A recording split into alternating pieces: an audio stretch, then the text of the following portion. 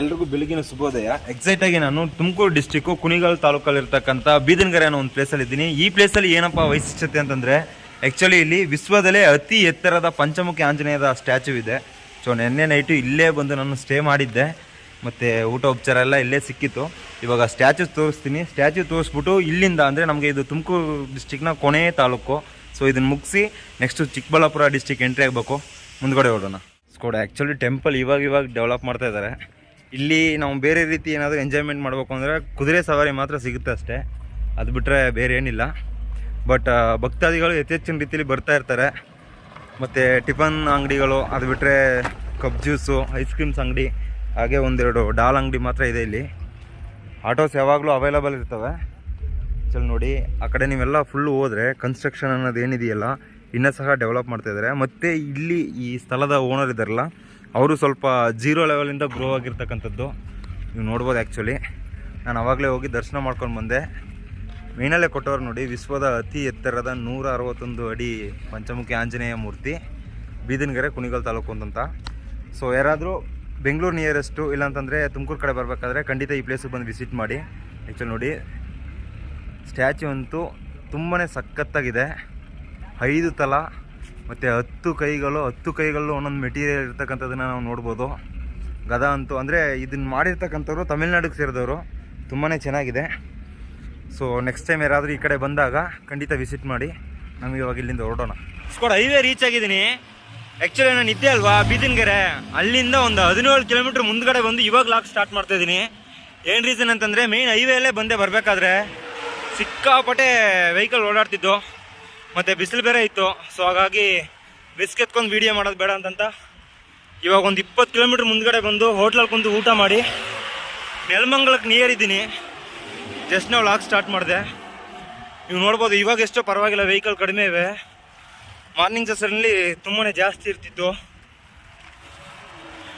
ಇವಾಗ ನೆಲಮಂಗಲಕ್ಕೆ ಹೋಗಿ ನೆಲಮಂಗಲದಿಂದ ದೊಡ್ಡಬಳ್ಳಾಪುರ ಇಲ್ಲಾಂದರೆ ಚಿಕ್ಕಬಳ್ಳಾಪುರದ ಕಡೆಗೆ ಹೋಗ್ಬಿಡ್ಬೇಕು. ನೆಲಮಂಗಲದಲ್ಲಿ ಸ್ಟೇ ಮಾಡೋದು ಬೇಡ. ಇನ್ನೇನು ನೆಲಮಂಗಲದಿಂದ ಬೆಂಗಳೂರಿಗೆ ಒಂದು 30 ಕಿಲೋಮೀಟರ್ ಅಷ್ಟೇ ಡಿಸ್ಟೆನ್ಸ್ ಇರೋದು. ಸೊ ಅಲ್ಲೆಲ್ಲ ಇದ್ದರೆ ನಿಭಾಯಿಸೋದು ಕಷ್ಟ. ಹಾಗಾಗಿ ಮುಂದೆ ಹೋಗೋಣ ಅಂತ ಪ್ಲ್ಯಾನ್ ಮಾಡ್ಕೊಂಡಿದ್ದೀನಿ. ಅಲ್ಲಿ ನೋಡಿ, ಯಾವುದೋ ಹೋಟೆಲು ಫಾರೆಸ್ಟ್ ಥರ ಇದೆಯಲ್ಲ, ಅಲ್ಲಿ ಸಿಕ್ಕಾಪಟ್ಟೆ ಕಾಸ್ಟ್ ಇರುತ್ತೆ ಅಲ್ಲೆಲ್ಲ ಹೋದರೆ. ಕಾರ್ಗಳು ಮಾತ್ರ ಹೆವಿ ಸ್ಪೀಡಲ್ಲಿ ಬರ್ತವೆ ಹೈವೇಯಲ್ಲಿ, ಸೊರ್ರ ಅಂತ ಹೋಗ್ತೇವೆ ನೋಡಿ.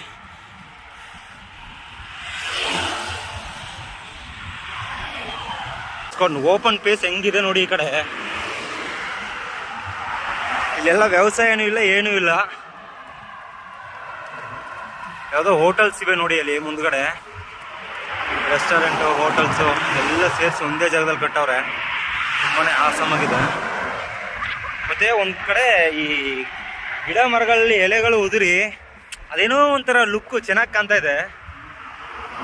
ಕ್ಷೇಮ ಮನೆ ಅಂತಂತ ಇದು ಆಜಮ್ ಹೋಟೆಲ್, ಇದು ನೋಡ್ಬೋದು ನೀವು. ಇಲ್ಲೊಂದು ಎಲ್ಲ ಸೇಮ್ ಒಂದೇ ಮಾಡಲ್ ಕಟ್ಟವ್ರೆ ನೋಡಿ, ಇಲ್ಲ ಅಲ್ಲಿ ತನಕ. ಬಟ್ ನನಗೇನಪ್ಪ ಅಂತಂದರೆ, ಬೆಂಗಳೂರು ಯಾವುದೋ ಒಂದು ಕಡೆ ಭಯಂಕರವಾಗಿ ಡೆವಲಪ್ಮೆಂಟ್ ಅನ್ನೋದನ್ನು ಕಾಣ್ತಾ ಇದೆ.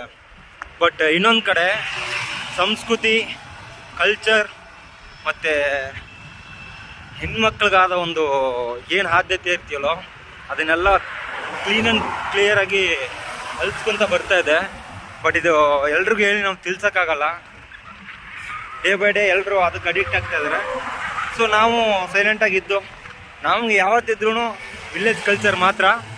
ವಿಲೇಜ್ ಕಲ್ಚರು ನಮ್ಮ ಶಾಸ್ತ್ರ ಸಂಪ್ರದಾಯ.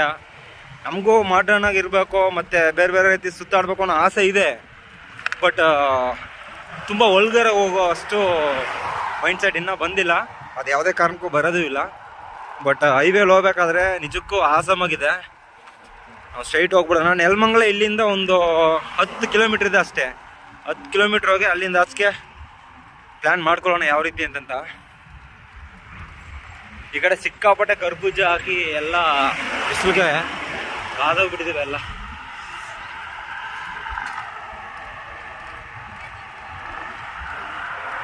ಪರವಾಗಿಲ್ಲ, ಬೆಂಗಳೂರು ಒಂದು 40 ಕಿಲೋಮೀಟ್ರ್ ಇದೆ. ಇದ್ರೂ ಇಲ್ಲೂ ಸಹ ವ್ಯವಸಾಯ, ರಾಗಿ ಜೋಳ ಇದನ್ನೆಲ್ಲ ಬೆಳೀತಾರೆ. ಖುಷಿ ಅನ್ನಿಸ್ತಿದೆ ನಿಜಕ್ಕೂ. ಬಟ್ ಇನ್ನೊಂದು ಕಡೆ ದುಃಖಕರವಾದ ವಿಷಯ ಏನಪ್ಪ ಅಂತಂದರೆ, ನಾನು ಇಷ್ಟು ದಿನ ಟ್ರಾವೆಲ್ ಮಾಡಿ ಕೃಷಿ ಅನ್ನೋದು ಸಿಕ್ಕಾಪಟ್ಟೆ ಕುಗ್ತಾ ಇದೆ ಅನ್ನೋದನ್ನು ತಿಳ್ಕೊಂಡಿದ್ದೀನಿ. ಬಟ್ ಅದಕ್ಕೆ ನಾವು ಯಾವ ರೀತಿ ಹೆಲ್ಪ್ಫುಲ್ ಆಗಿರ್ಬೇಕು ಅನ್ನೋದೇ ಗೊತ್ತಾಗ್ತಾ ಇಲ್ಲ. ಏನೋ ನನ್ನ ಕೈಲಾದಷ್ಟು ಏನೋ ಪ್ಲ್ಯಾನ್ ಮಾಡಿ ಪ್ಲ್ಯಾಂಟೇಷನ್ ಬಗ್ಗೆ ಹೇಳ್ಕೊತ ಬರ್ತಾಯಿದ್ದೀನಿ ಜನಗಳಿಗೆ. ನೋಡಿ ಎಷ್ಟೊಂದು ಹಸಗಳು ಕಟ್ಟಾಕವ್ರೆ. ಸಿಟಿಯಲ್ಲೂ ಸಹ ಹಸಗಳು ಇಷ್ಟೊಂದು ಸಾಕಾಣಿಕೆ ಮಾಡ್ತಿರೋದು ನಿಜಕ್ಕೂ ದೊಡ್ಡ ವಿಷಯ.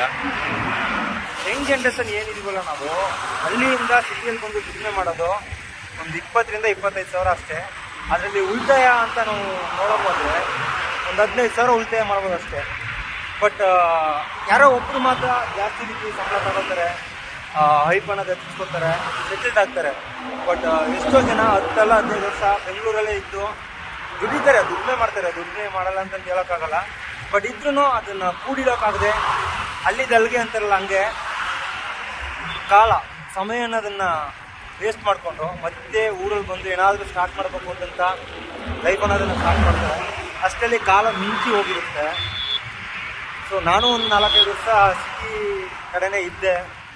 ನಾನು ಅಷ್ಟೇ, ನಾನು ಲಾಸ್ಟ್ 35,000 ತನಕ ಸ್ಯಾಲ್ರಿ ತಗೊಂಡಿದ್ದೆ. ಬಟ್ ಅಲ್ಲಿ ನನಗೆ ಖರ್ಚು ವೆಚ್ಚ ಅನ್ನೋದು ತುಂಬಾ ಬರ್ತಿತ್ತು. ಏನೇ ಕುಕ್ ಮಾಡ್ಕೊಂಡ್ರು ಸಂಡೇ ಅಂತಂತ ಬಂದಾಗೆ ಮ್ಯಾಕ್ಸಿಮಮ್ 2,000-2,500 ಖಾಲಿ ಆಗ್ತಿತ್ತು. ಸೊ 4 ಸಂಡೇ ಲೆಕ್ಕ ಹಾಕೊಂಡ್ರೆ ಅಲ್ಲೇ 10,000 ಹೋಯಿತು. ಮತ್ತು ರೂಮ್ ಬಾಡ್ಗೆ, ಮತ್ತು ಫ್ರೆಂಡ್ಸ್ ಜೊತೆ ಹೊರಗಡೆ ಹೋದಾಗ ಹೆಂಗೆ ನಿಭಾಯಿಸಿದ್ರು ಒಂದು 15,000 ಅನ್ನೋದು ಅಲ್ಲೇ ವೇಸ್ಟ್ ಆಗ್ತಿತ್ತು. ಸೊ ಅದಾದಮೇಲೆ ನನ್ನ ಡ್ರೀಮ್ ಏನಿದೆಯಲ್ಲ ಅದನ್ನು ಮಾಡಬೇಕು ಅಂತಂತ ಈ 1 ವರ್ಷ ಇದಕ್ಕೆ ಮೀಸಲಿಟ್ಟು ಒಂದೊಳ್ಳೆ ಕೆಲಸ ಮಾಡಿದ್ದೀನಿ. ಮುಂದೆ ನನ್ನ ಡ್ರೀಮ್ಗೆ ಏನು ಬೇಕೋ ಅದನ್ನು ನಾನು ಮಾಡೋಣ ಅಂದ್ಕೊಂಡಿದ್ದೀನಿ. ಬಟ್ ಎಷ್ಟೋ ಜನ ಯುವಕರು ಏನು ಎತ್ತಲು ಅನ್ನೋದನ್ನು ಗೊತ್ತಿಲ್ಲದೆ ಸಿಟಿಯಲ್ಲಿ ಬಂದು ತಮ್ಮ ಲೈಫ್ನ ಅಮೂಲ್ಯವಾದ ಟೈಮನ್ನು ಕಳ್ಕೊಬಿಟ್ಟಿರ್ತೀವಿ. ಸೊ ನಾನು ಹೇಳೋದು ಯಾವ ರೀತಿ ಅಂತ ಅರ್ಥ ಆಗುತ್ತೆ. ಇವತ್ತಿನ ಕಾಲದಲ್ಲಿ ಸಂಪಾದನೆ ಮಾಡೋದು ಕಾಮನ್ ಆಗಿಬಿಟ್ಟಿದೆ. ಮತ್ತು ಅದೇ ರೀತಿ ಸ್ವಲ್ಪ ಟಫ್ ಇದ್ರೂ ಸಾವಿರಾರು ದಾರಿ ಇದೆ ಸಂಪಾದನೆ ಮಾಡಲಿಕ್ಕೆ. ಬಟ್ ಸಮಯನ ನಮ್ಮ ಫ್ಯಾಮಿಲಿ ಜೊತೆ ಕಳೀಲಿಕ್ಕೆ, ಹಾಗೆ ನಮಗೆ ಅಂತ ಏನಾದರೂ ಒಂದು ಐಡೆಂಟಿಟಿ ಕ್ರಿಯೇಟ್ ಮಾಡ್ಕೊಳ್ಳೋಕ್ಕೆ ಸಮಯ ಅನ್ನೋದು ಇರೋದು ತುಂಬಾ ಕಡಿಮೆ. ಸೊ ಮ್ಯಾಕ್ಸಿಮಮ್ ಯಾರಾದರೂ ದೊಡ್ಡ ರೀತಿಲಿ ಕನ್ಸ್ಕೊಳ್ಳೋರಿದ್ರೆ ನಾನು ಹೇಳಿದ್ದು ಸರಿನಾ ತಪ್ಪು ಅಂತ ಕಮೆಂಟ್ ಸೆಕ್ಷನಲ್ಲಿ ಮೆನ್ಷನ್ ಮಾಡಿ ತಿಳಿಸಿ. ಮುಂದೆ ಹೋಗೋಣ. Finally reach it Nelamangala. ಕರೆಕ್ಟಾಗಿ ಒಂದು 500 ಮೀಟ್ರ್ ಇದೆ ಅಷ್ಟೇ. ಇಷ್ಟು ದಿನ ಎಷ್ಟೋ ಡಿಸ್ಟಿಕ್ಕು, ಎಷ್ಟೋ ತಾಲೂಕ್ಸ್ಗೆ ಹೋಗಿ ನಾವು ಭೇಟಿಯಾಗಿದ್ದೀವಿ. ಬಟ್ ಬೆಂಗಳೂರಿಗೆ ಸೇರಿದಂಥ ನೆಲಮಂಗಲ ತಾಲೂಕು ನಿಜಕ್ಕೂ ದೊಡ್ಡದಾಗಿದೆ. ಏನು ರೀಸನ್ ಅಂತಂದರೆ ಹೈಟೆಕ್ ಸಿಟಿ ಬೆಂಗಳೂರು ಪಕ್ಕದಲ್ಲಿ ಇರೋದ್ರಿಂದ. ಅದರ್ವೈಸ್ ಇದು ಡೆವಲಪ್ ಆಗ್ತಿರ್ತಾನೆ ಕಾಣ್ತಿತ್ತು. ಇನ್ ಕೇಸ್ ಬೆಂಗಳೂರಲ್ಲಿ ಇಲ್ಲ ಅಂದರೆ ಇಲ್ಲಿ ವಾಹನಗಳ ಓಡಾಟ, ಹಾಗೆ ಜನಸಂಖ್ಯೆ ಮತ್ತು ನಮ್ಮ ಎಕನಾಮಿಕಲ್ ಸ್ಟೇಟಸ್ ಅನ್ನೋದು ಸ್ವಲ್ಪ ತಕ್ಕ ಮಟ್ಟಿಗೆ ಜಾಸ್ತಿ ಇದೆ ಅಂದ್ಕೊಳ್ತೀನಿ. ಕರೆಕ್ಟಾಗಿ ನೀವು ನೋಡ್ಬೋದು, ಬೆಂಗಳೂರಿಗೆ 28 ಕಿಲೋಮೀಟ್ರ್ ಇದೆ, ತುಮಕೂರಿಗೆ 39.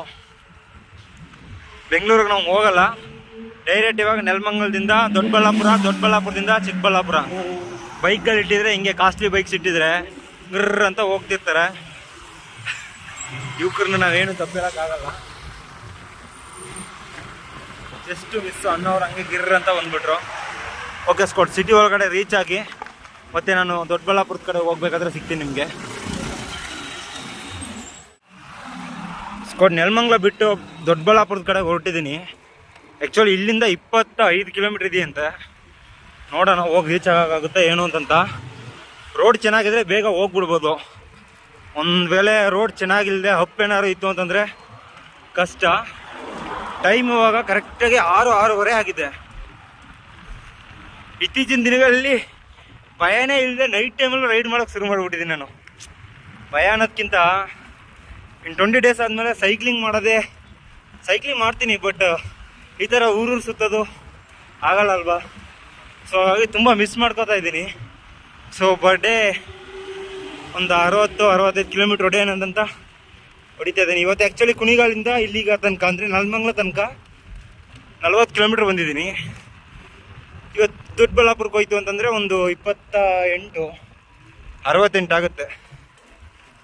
ನೋಡೋಣ, ಫಸ್ಟೇ ನಾವು ಯಾವುದನ್ನೂ ಹೇಳೋದು ಬೇಡ, ಎಷ್ಟು ಕಿಲೋಮೀಟ್ರ್ ಹೋಗೋಕ್ಕಾಗುತ್ತೆ ಅಂತ ನೋಡೋಣ. ಅಷ್ಟೇ ನೋಡಿ. ಸಿಟಿ ಬಿಟ್ಟು ಒಂದು 4 ಕಿಲೋಮೀಟರ್ ಮುಂದೆ ಬಂದರೆ ಏನಿಲ್ಲ ಇಲ್ಲಿ. ಹೈವೇಲಿ ಮಾತ್ರ ಬರಬೇಕಾದ್ರೆ ಸಿಕ್ಕಾಪಟ್ಟೆ ಹೋಟೆಲ್ಸ್ ಇದ್ವು. ಈ ಕಡೆ ಅಷ್ಟೊಂದೇನಿಲ್ಲ. ಇದೆಲ್ಲ ವ್ಯವಸಾಯ ಭೂಮಿ, ಎಲ್ಲ ಸೈಟ್ ಮಾಡಿ ಮಾರಾಕ್ಬಿಟ್ಟವ್ರೆ. ಏನು ಮಾಡೋಕ್ಕಾಗುತ್ತೆ, ಮಳೆ ಬೀಳಲ್ಲ.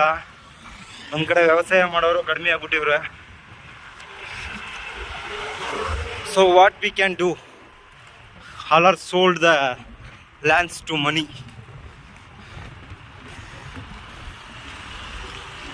ಚಿಕ್ಕಮದುರೆ, ಒಂದ್ಸಂದ್ರ, ಯಾವ್ಯಾವ ಊರು. ನಮ್ಮ ಪಾಡಿಗೆ ನಾವು ಹೋಗೋಣ. ರೋಡಿಗಿಲ್ಲೇ ರಾಧಿಕಾ, ಚಿಂದಿ ಮಾಡೆ ಚಂದ್ರಿಕಾ, ಡಬ್ಬಂಗುಚ್ಚಿ ಆಡುವಾರೆ, ಡಬ್ಬಂಗುಚ್ಚಿ ಆಡುವಾರೆ. ಕಂಟೈನರ್ ಇಟ್ಟಿರೋ ಈಚರ್ಸ್ ಮಾತ್ರ ಸಿಕ್ಕಾಪಟ್ಟೆ ಟ್ರಾವೆಲಿಂಗ್ ಇಲ್ಲಿ. ಎಲ್ಲ ಗೂಡ್ಸು ಬೆಂಗಳೂರು. ಓ ತಪ್ಪಾದ ಅದೇ ಸೆಲೆಕ್ಷನ್ ಮಾಡ್ಕೊಬಿಟ್ಟಿದ್ದೀವಿ ನಾವು. ಆ್ಯಕ್ಚುಲಿ ಆ ಕಡೆ ಬರಬೇಕಿತ್ತು, ಈ ಕಡೆ ಬಂದು ಇವಾಗ ಜಾಕಿನ ತಗೊಂಡೋಗಿ ಅಲ್ಲಿಗೆ ಹಾಕಿದ್ದೀನಿ. ಎಷ್ಟೊಂದು ಕಂಟೈನರ್ಸ್ ನಿಂತವೆ ಇಲ್ಲಿ.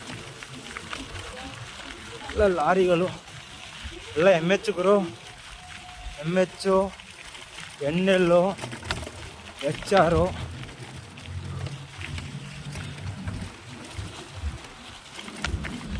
ಹೆಚ್ಚು ಯಾವುದೋ ಒಂದು ಅಕ್ಷರನೇ ಇಲ್ಲ. NL ಸರ್, ನೆನ್ನೆ NL ಅಂತಂದರೆ ನೇಪಾಳ ಇಲ್ಲ ನೈವೇಲಿನ. ಇದು ನಮ್ಮ ತಮಿಳ್ನಾಡು ಗಾಡಿ, ಇದು ಮಹಾರಾಷ್ಟ್ರ. ಶೆಟ್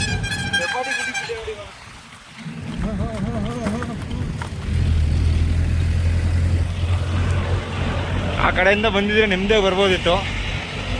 ಬಟ್ ಇವಾಗ ಈ ಕಡೆಯಿಂದ ಬಂದು ಜಾಕಿನ ಒಂದು ಒಗ್ದಾಯ್ತು. ಇವಾಗ ಮೆತ್ತಗೋಗಿ ಸರ್, ಮೆತ್ತಗೋಗಿ. ಓಕೆ ಸ್ಕೋಡ್, ನಾನು ಸೈಕ್ಲಿಂಗ್ ಸ್ಪೀಡ್ ಮಾಡ್ತೀನಿ, ಇಲ್ಲಾಂತಂದರೆ ಹೋಗಿ ಸೇರ್ಲಿಕ್ಕಾಗಲ್ಲ. ಮತ್ತೆ ಸಿಗ್ತೀನಿ ನಿಮಗೆ. Squad, time is over but still we do pedalling. ನೀವು ನೋಡ್ಬೋದು ಟೈಮ್ ಆಗಿಬಿಟ್ಟಿದೆ. ಇದು ಯಾವುದೋ ಇಂಡಸ್ಟ್ರಿಯಲ್ ಏರಿಯಾ ಅಂದ್ಕೊಳ್ತೀನಿ. ಉದ್ದಕ್ಕೂ ಬರೀ ಕಂಪ್ನಿಗಳೇ ಇವೆ. ನೋಡೋಣ ಆದರೆ ಎಷ್ಟು ಕಿಲೋಮೀಟ್ರ್ ಹೋಗುತ್ತೆ ಅಂತಂತ ಗೊತ್ತಿಲ್ಲ. ಇದಕ್ಕೆ ಮೇಲೆ ಜಾಕಿ ಇದೆ ಮನ್ಸು. ನಮ್ಮ ಕೈಲಿ ಪೆಡಲಿಂಗ್ ಮಾಡಿದ್ರೂ ಅವನ ದಾರಿ ತೋರಿಸ್ಬೇಕು, ಹಂಗಾಗ್ಬಿಟ್ಟಿದೆ ಪರಿಸ್ಥಿತಿ. ಫುಲ್ಲು ಸುತ್ತಲೂ ಬರೀ ಕಂಪ್ನಿಗಳೇ ಇವೆ ನೋಡಿ. ಆ ಕಡೆ ಕೆಳಗಡೆನೂ ಇವೆ, ಈ ಕಡೆ ಎಲ್ಲ ಕಂಪ್ನಿಗಳೇ ಅದು. ಸ್ಕೋಡ್, ಆ್ಯಕ್ಚುಲಿ ನೀವು ನೋಡ್ಬೋದು ನಾನು ಹೋಗ್ತಕ್ಕಂಥ ಪ್ಲೇಸ್ ಹೆಂಗಿದೆ ಅಂತಂತ. ಫುಲ್ಲು ದಾರಿ ಉದ್ದಕ್ಕೂ ಬರೀ ಫಾರೆಸ್ಟ್ ರೀತಿನೇ ಇದೆ. ಮತ್ತು ಯಾವುದೇ ಅಂಗಡಿಗಳು ಮನೆಗಳು ಯಾವುದು ಕಾಣ್ತಾ ಇಲ್ಲ, ವೆಹಿಕಲ್ಸ್ ಮಾತ್ರ ಓಡಾಡ್ತಾ ಇವೆ. ನೋಡ್ಬೋದು ನೀವು. ಇನ್ನೂ 11 ಕಿಲೋಮೀಟ್ರ್ ಇದೆ ದೊಡ್ಡಬಳ್ಳಾಪುರಕ್ಕೆ. ನಾನು ತುಳಿ ಅಂತ ತುಳಿತಾ ಇದ್ದೀನಿ. ಜಾಗಿನೂ ಪಾಪ ಅವನು ತಪ್ಪು ಹೇಳೋಕ್ಕಾಗ್ತಿಲ್ಲ. ಒಂದು ರೀವರ್ಕ್ ಅಂದರೆ ಅವನೇನು ಸರ್ವಿಸಿಗೆ ಬಿಟ್ಟಿಲ್ಲ, ಏನು ಮಾಡಿಸಿಲ್ಲ. ಒಳ್ಳೆ ಮಜಾ ಮಾಡ್ತಾಯಿದ್ದೀನಿ ಅವ್ನು ತಗೊಂಡು ನಾನು. ಅಂದರೆ ನಿಜಕ್ಕೂ ಗ್ರೇಟ್ ಅವನು ಜಾಕಿ. ಅಟ್ಲಿ ಕೋಸ್ ಪರ್ಸನ್ ಅವನೇ ನಮಗೆ. ನನ್ನ ಕಷ್ಟ ಸಮಯದಲ್ಲಿ ಮತ್ತು ನಾನು ಒಂಟಿಯಾಗಿ ಫೀಲ್ ಮಾಡಿದ ಟೈಮಲ್ಲೆಲ್ಲ ನನ್ನ ಜೊತೆ ಇದ್ದಿದ್ದು ಜಾಕಿ ಒಬ್ಬನೇ. ಯಾವ ಥರ ಇದೆ ನೋಡಿ ಇದು ಪ್ಲೇಸು. ದೊಡ್ಡಬಳ್ಳಾಪುರಕ್ಕೆ ಹೋಗ್ಬೇಕಾದ್ರೆ ನೋಡಿ ಎಲ್ಲ ಫಾರೆಸ್ಟ್ ಥರ ಇದೆ. ಇದು ಯಾವುದಾದ್ರೂ ವೆಹಿಕಲ್ ಬಂದರೆ ನಿಮಗೆ ಗೊತ್ತಾಗುತ್ತೆ, ತೋರಿಸ್ತೀನಿ ರೀ. ವೆಹಿಕಲ್ ಏನಕ್ಕೆ ಇಲ್ಲೇ ಯಾವುದೋ ಒಂದು ಕಂಪ್ನಿ ಇದೆ ಅಂದ್ಕೊಳ್ತೀನಿ ನೋಡಿ. ಅದು ಬಿಟ್ಟರೆ ಫುಲ್ಲು ಫಾರೆಸ್ಟ್ ಥರನೇ. ಒಳಗಡೆನೂ ಫಾರೆಸ್ಟು, ನೀವು ಈ ಕಡೆ ನೋಡಿದ್ರೆ ಈ ಕಡೆನೂ ಫಾರೆಸ್ಟ್ ಥರ ಇದೆ. ಫುಲ್ಲು ಗೌ ಅಂತ ಇದೆ, ನೀವು ನೋಡ್ಬೋದು ಇಲ್ಲಿ ಬರೀ ಮರಗಳು ಮಾತ್ರ ನೋಡಿ.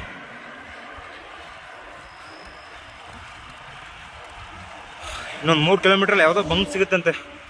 ಫಸ್ಟ್ ಹೋಗಿ ಬಂಕ್ ನಿಯರ್ ಯಾವುದಾದ್ರೂ ಹೋಟ್ಲಿದ್ರೆ ಊಟ ಗೀಟ ಮಾಡಿಕೊಂಡು, ಆದರೆ ಬಂಕಲ್ಲೇ ಸ್ಟೇ ಮಾಡೋ ಪ್ಲ್ಯಾನ್ ಮಾಡ್ಕೋಬೇಕು. ನೋಡೋಣ ಹೆಂಗಾಗುತ್ತೆ ಅಂತ. ಅಯ್ಯೋ, ಯಾವುದೋ ಗ್ರಾಮಕ್ಕೆ ಬಂದಿದ್ದೀನಿ. ಆ್ಯಕ್ಚುಲಿ 8 ಗಂಟೆಗೆ ಎಲ್ಲ ಬಾಗಿಲಿಗೆಲ್ಲ ಹಾಕೊಂಡು ಮಲ್ಕೊಬಿಟ್ಟವ್ರು ಅನಿಸುತ್ತೆ. ಒಬ್ರೂ ಇಲ್ಲ. ಅಷ್ಟೇ ಒಂದು 100 ಮೀಟ್ರ್ ಇದೆ ಅಷ್ಟೇ ಗ್ರಾಮ.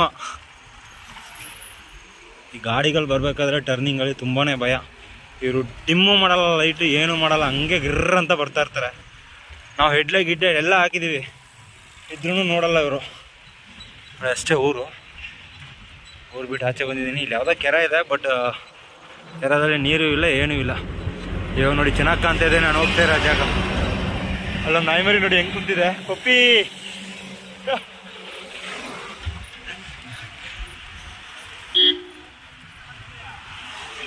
ಹೋಗಿ ಗುರು.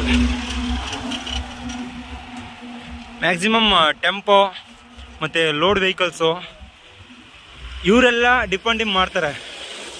ಬಟ್ ನಮ್ಮ ಕಾರ್ ಪಾರ್ಟಿಗಳು ಏನಿರ್ತಾರಲ್ಲ, ಒಬ್ಬರು ಡಿಪೆಂಡಿಮೇ ಮಾಡಲ್ಲ, ಹಂಗೆ ಓಡಿಸ್ಕೊಂಡು ಹೋಗ್ತಾ ಇರ್ತಾರೆ ಗಾಡಿನ. ಕೆಲವು ಜನಕ್ಕೆ ಅಹಂಕಾರ ಅಂತೂ ಸಿಕ್ಕಾಪಟ್ಟೆ ಇದೆ, ಯಾವಾಗ ಕಮ್ಮಿ ಮಾಡ್ತಾರೋ ಗೊತ್ತಿಲ್ಲ. ಇದು ಯಾವುದೋ ಕೆರೆ ಇದು ಈ ಕಡೆ. ಮೋಯೆ ಹಂಗೆ ಕಾಣ್ತಾ ಇದೆ ಅನ್ಕೊಳ್ತೀನಿ ನಿಮಗೆ.